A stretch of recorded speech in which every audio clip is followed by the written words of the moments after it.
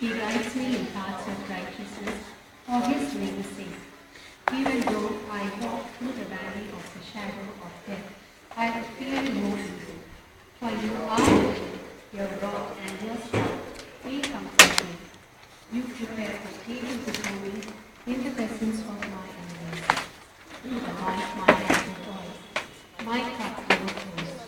Surely goodness and love will follow me all the days of my life, and I will dwell in the house of the Lord forever.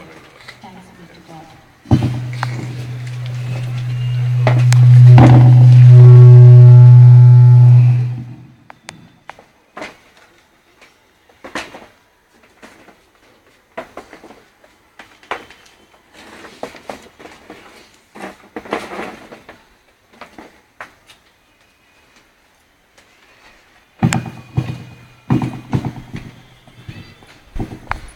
I welcome all of you to this evening's memorial service.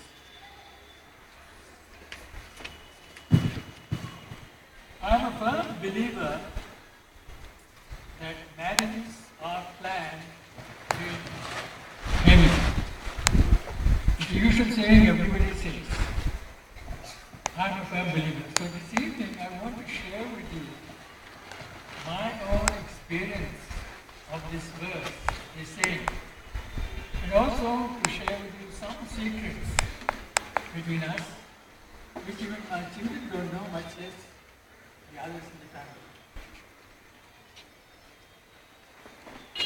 Mommy was paraded before me when I was 16 and she was living. When I saw her, something triggered in me, something sparked in me. As if implying, she's your future wife. At the same time, my brother-in-law, my elder sister's husband, he also happened to say, someday you may have to marry her. And I thought, it was God's hand in it. It's not something accidental. God's hand. So this is in the year 1943. Then in 1947, while I was undergoing training in the Indian Military Academy, Dehradun, during my leave, we got engaged. At that time, she was just about 16 and I was about 20. After I finished my training, became an officer. We couldn't get married because as soon as an order came that one cannot get married in the army until the officer is 25. So we had to wait 5.5 years for that particular age to get married. And we did get married in 1952. Our life was very smooth sailing, very attractive, very affectionate, and everything went on well. Now last time I learned something from my wife, what has happened to her. She was used to getting premonition, and she also was visited by an angel.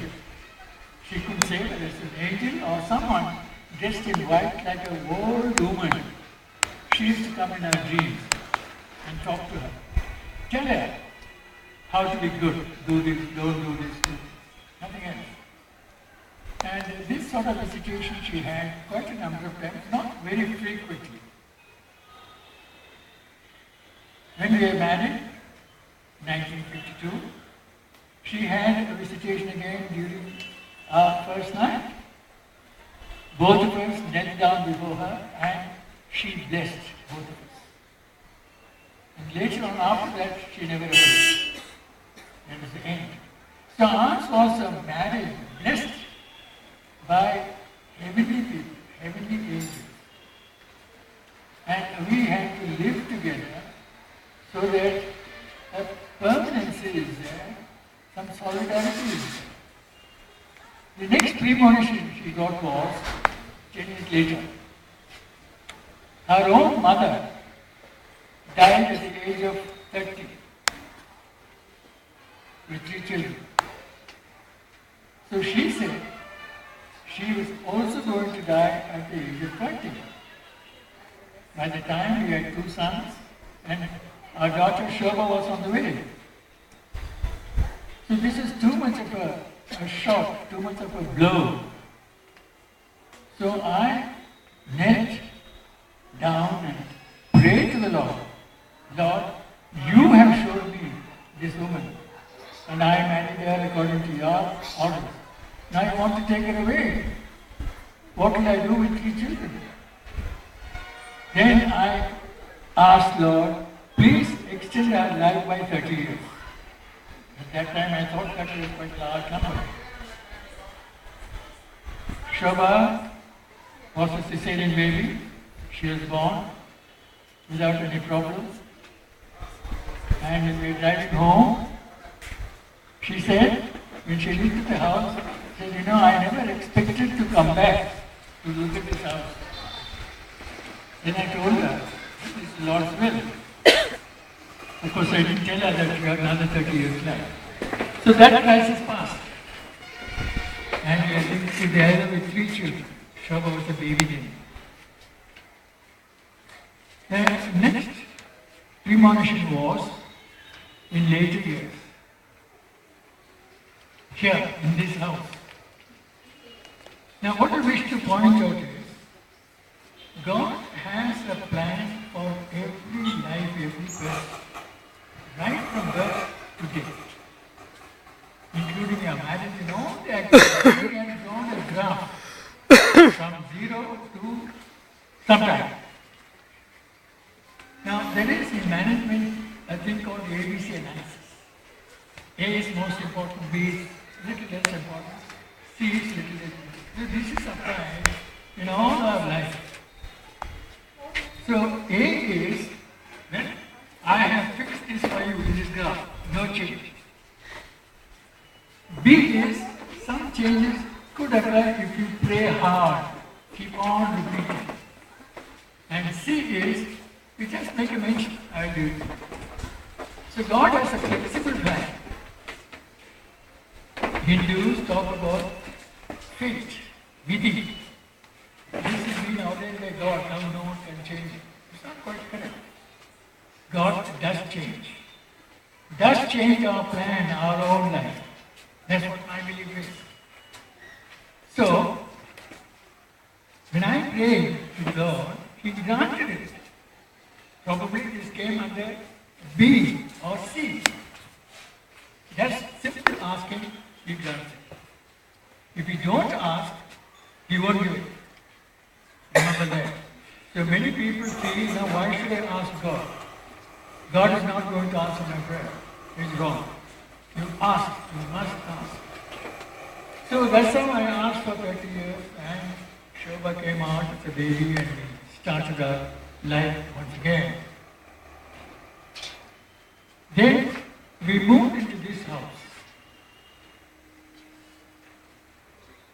from Velapan Chavdi, where we stayed for 5 years in the central government quarters. You didn't see me here. Her health started deteriorating. She had all kinds of problems. She was a BP patient from the very beginning. And along with BP, so many other things aggravated.